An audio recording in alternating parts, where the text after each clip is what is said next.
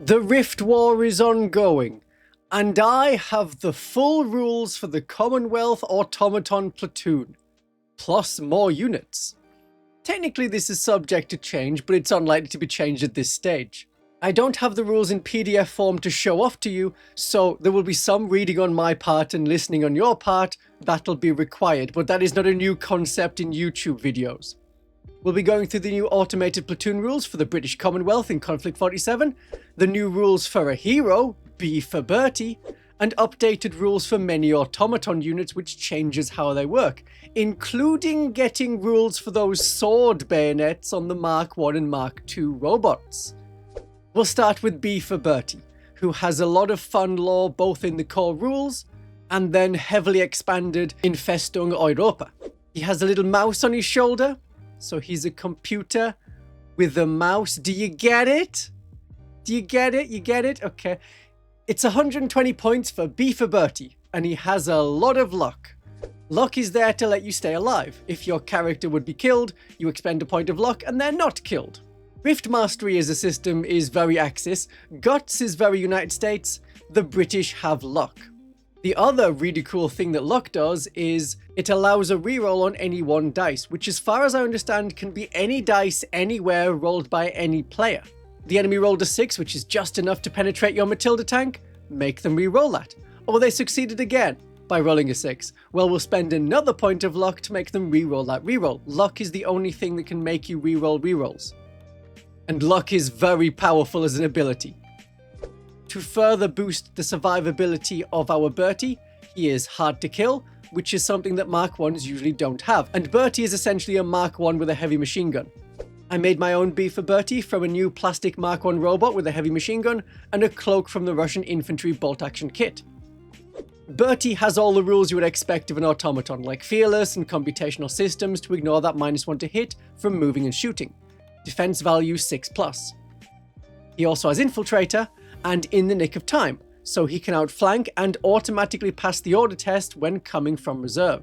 He's a lone element, so he cannot be issued any orders from snap to action. Bertie's lucky, but Bertie doesn't need guts. You can activate his rift ability when something shoots at a friend that Bertie can see, as in Bertie can see the friend. Then Bertie advances and shoots the heavy machine gun at the enemy that attacked. It's a little bit of shooting with pen 1. This exhausts the rift dice but not the order dice, and this ability can be used even if Bertie has already received his order dice this turn. The final rule is one that will excite a lot of people who play the United States. Friend ? The United States can also use B for Bertie, which can lead to some very strange battles where Bertie is against the British Commonwealth. I knew I couldn't trust those automatons. Damn tin heads. Bertie's a decent character, not as complex as other heroes who have a mixture of guts and rift abilities and luck, and then several other abilities on top of that. Bertie is a character that's filled with luck, carrying a heavy machine gun. I like that. Very simple. 120 points. I've been building the models from the new automaton platoon, the plastic Mark Is and Mark IIs. One of my automatons is going to be from Uganda or Nigeria, and they have a machete. They might use the East African rules once the Commonwealth book for bolt action is out, so look forward to that video in early July. East Africa is looking powerful. A machete can help, but we'll come to sword bayonets later in the video. If you wanted to order or pre-order anything bolt action or Konflikt 47, I have an affiliate link in the description. If you buy anything through them, it really helps out my channel because Warlord Games gives me some money. That's great. I love getting paid for stuff. This is a free YouTube video. You don't have to pay for it, but if you're buying anything Konflikt 47, please use that link. Building the plastic Mark Is is so much better and easier than the resin and the metal. You get 5 medium machine guns that are held in 2 hands, 1 medium machine gun held in 1 hand, 5 heavy machine guns in 2 hands, 1 heavy machine gun in 1 hand. So you can get a couple of these models that are holding something else, or they're pointing, or are carrying the medium machine gun braced against their shoulder like they're marching. That's fun. I think there could be more variation in the Mark Is, that would be good. There are 8 heads in the plastic set for every 5 models, but I think 5 of them are the same. That can be nice for that mass-produced robot look, they're all the same, and there's enough variation there to tell them apart. I was thinking maybe there should be some battle damage on one of the torsos because there are 5 torsos that are identical. But battle damage is easy to add yourself with a few lines of silver or a tiny drill. Now when you're looking at the models on the website, do be aware that with the Automated Infantry Platoon, Warlord Games has used old stock photos for the Mark 1s. The models with the medium machine guns are the resin models in the photo, but will come as plastic models. They will have the same front and back as the model with the heavy machine gun. You can see the difference on the back. The vents are concave on the plastic version rather than flat as they are on the resin models, and the shoulders have different joints. This set is all plastic, it's just that the stock images used are mostly showing off the resin models. The Mark II models are big boys. You can see them compared to a regular soldier. I made a Mark II with a Tesla cannon into a Mark IIc by saying it's a Mark IIc. It's the same gun, the M21 light Tesla cannon, which is almost as good as the M17 Tesla cannon that comes on a tank, like the Cromwell T. Far cheaper, of course, to have it on a Mark II, but the Mark IIs are easier to take down and there's no vehicle damage table to roll on where the Cromwell may be inconvenienced, but ultimately fine from penetrating hits. Whereas a Mark II would be destroyed. Right, the Automated Platoon rules. The basic requirements are what comes in the box. An automated Mark IIc Director, a unit of Mark II, and 2 units of Mark I. Those in the box are all at minimum strength, so that'd be 2 units of 5 Mark Is, 1 unit of 2 models for the Mark II. Then the optional unit you can add is up to 2 more units of Mark I, up to 1 more Mark II Heavy Automated Infantry, 0 to 3 Automated Mobile Platform Hunters, 0 to 3 Mobile Platform Bombardiers, 0 to 3 Mobile Platform Lancers, and 0 to 3 Automated Carriers. And finally, up to 1 B for Bertie. There is no option to make Bertie the platoon commander, as there are in the other platoons, where you could take Roberta Wells as the officer in charge of a Firefly platoon. The benefits you get from an automated platoon: the data transmission rule, which is the rule that will get rid of the first off the line rule, the thing that makes Mark 1s -1 to hit. The range is upped from 6 inches to 12 inches. So you get a much larger area of, yeah, we're going to hit on a 4+ regardless. Because remember, with computational systems, the automated units don't suffer the -1 to hit when moving and shooting. So you can keep moving, keep shooting, there's no penalties to hit. Also, any Mark II units become officers that can do a snap to action for 1 unit in the same platoon. So they can order something that has a first off the line rule, like the Mark I infantry. They're basically a mini officer for them. They don't get the officer rule, they're not technically officers, so they can still be ordered by like the Mark IIc Automated Director. So much like the Totenkopf platoon, this is about removing one of the penalties that some of the units have. It's an easy alternative to taking an assault platoon if you're going to fill it with robots anyway, because now you get a bonus to those robot units. Expect that there will be a Japanese Ghost platoon and maybe a Soviet Bear platoon around the release of Invasion America, which is the next big book. Then the Americans have their Fireflies, the Axis have their zombies, the Commonwealth has their robots, and there'll be something for the Japanese and the Soviets. A general Japanese rework is also expected, as while the strength of the 5 factions is relatively similar, the Japanese are the weakest.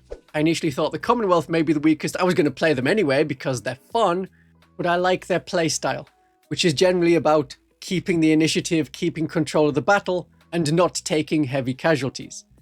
Some of that from the lore, they now use robots. The other part comes in the rules. So we'll look at the Mark IIc Automated Director. They are 110 points, which is almost as much as Bertie. I was worried that the Mark IIc as an officer might issue orders to humans, and I hoped not, and I said to Warlord Games, you better not be letting these robots tell people what to do. Tin heads should not be ordering people. And I got my wish. It matches the lore, it's mildly inconvenient for gameplay, but it nicely matches the lore. So there is no morale increase from being near a Mark II Automated Director. Humans are not inspired, and the robots are fearless anyway, so it doesn't matter. They can do Snap 2 and issue orders, but only to units with computational systems. So they could order some tanks around that have an upgrade like the Mark 7 Humber. I hope the human crew inside are okay with that. Maybe it works on Thomas the Tank Engine logic. The trains move themselves, but they also need a driver. I wonder if in Konflikt 47 the island of Sodor is real and Thomas and friends have the computational systems rule. Can a MkIIc Automated Director be designated the Fat Controller? These are important questions for your Konflikt 47 games. I know a lot of you have train sets. What happens when the Axis try and invade the island of Sodor? Play that battle and find out. The MkIIc Automated Director has all of the rules you would expect a Mark II to have, like Fearless, like Hard to Kill, Damage Value 7. And they have the data transmission rule to say that Mark I units within 6 inches lose the first off the line rule. It's a good bit of rules cleanup, whereas previously it was baked into underneath the Rift Dice ability of the Mark I to say if they have an active or surging Rift Dice and there's a Mark II unit nearby which has an active or surging Rift Dice, then you ignore the first off the line rule. This is now a rule that's on the Mark IIs. Our Automated Director gets 2 Rift Dice, one for the Tesla Cannon, one for their regular Rift ability. Of course, you could use both on the Tesla Cannon or on the Rift ability. It's a good ability. When you do Snap 2, the orders can be issued anywhere on the table to units with computational systems instead of within 6 inches. That makes the British very good at keeping the initiative. This and superior code breaking give you a lot of control on getting to strike with your units before the enemy wherever they are on the battlefield. Now you can't do Snap 2 with superior code breaking, that's mentioned within the superior code breaking rule. I'm only telling you about it as a continued British theme of controlling the initiative in the game, deciding who goes next, shooting before the enemy shoots. The surging bonus lets you do Snap 3. So if you were to use your ability, 3 computational system units anywhere on the table can be activated at once. Let's get that Merlin moving. When exhausted, they cannot run and cannot issue orders at all. Like regular officers, you can add some bodyguard models. They can have a bodyguard of up to 2 Mark IIs with all of the new upgrades available to the unit. So we'll look at the Mark IIs and how they're changing. I've got the old Mark II sheet on screen because it's mostly the same, and it gives you a reference point. There's no change to the unit size, it's still 2 to 4 Mark IIs. A lot of people miss that the minimum size is 2, not 3, because the resin kit in the starter set is a set of 3.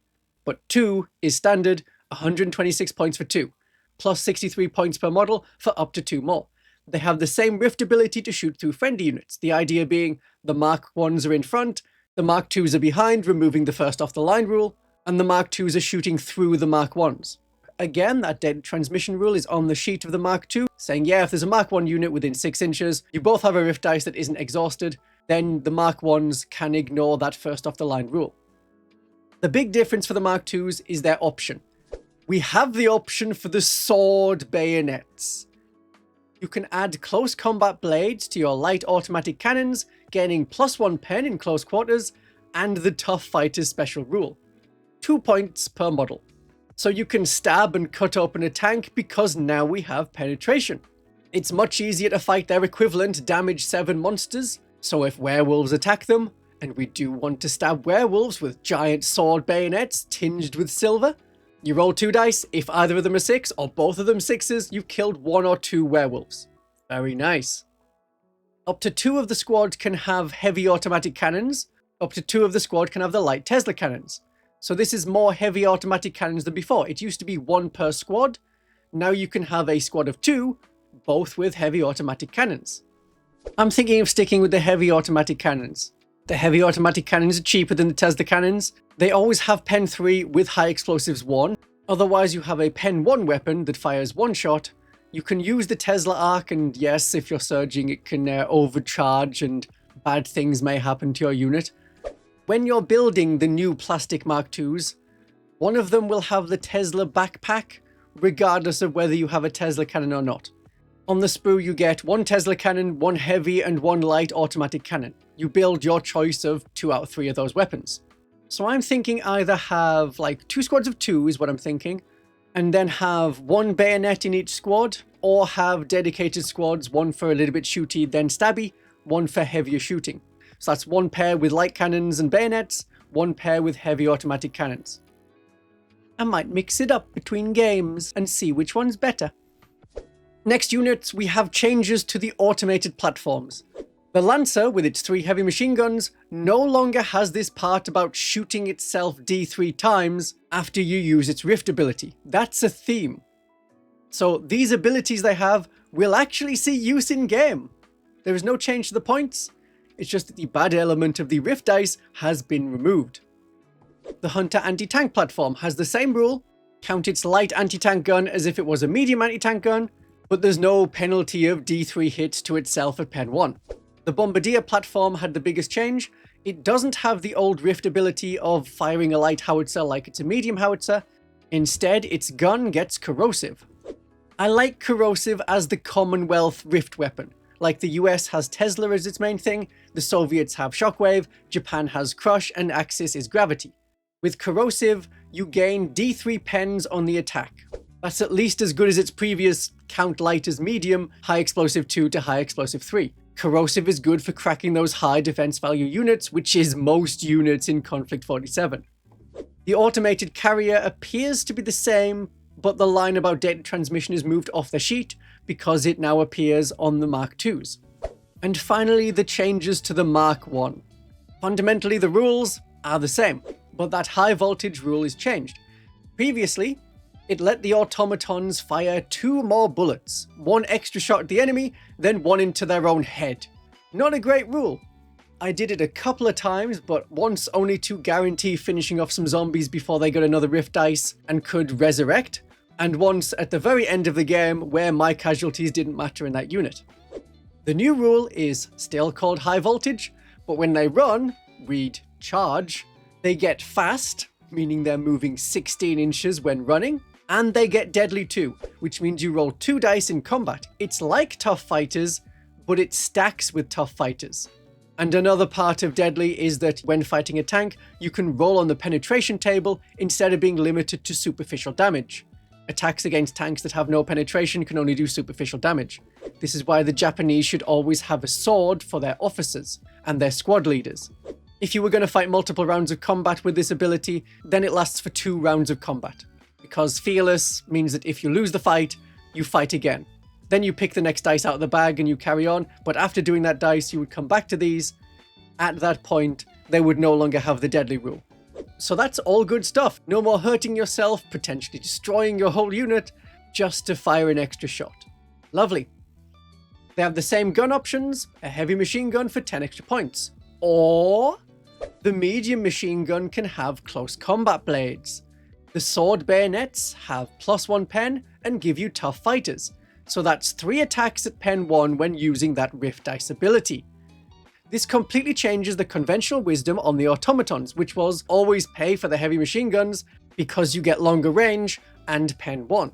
Medium machine guns were not worth having. Now, that medium machine gun is looking good as a combat unit. Some medium machine gun fire, and when close enough, get in with that rift ability and bayonets. We're not slapping at enemies hoping they don't roll a 6 for our defense value, stab them up. The perfect unit to use against lots of human infantry as the Soviets and the Japanese may use. Or when fighting against an all-bolt action army, or mostly bolt action army. There's a lot of ways to play bolt action against Konflikt 47.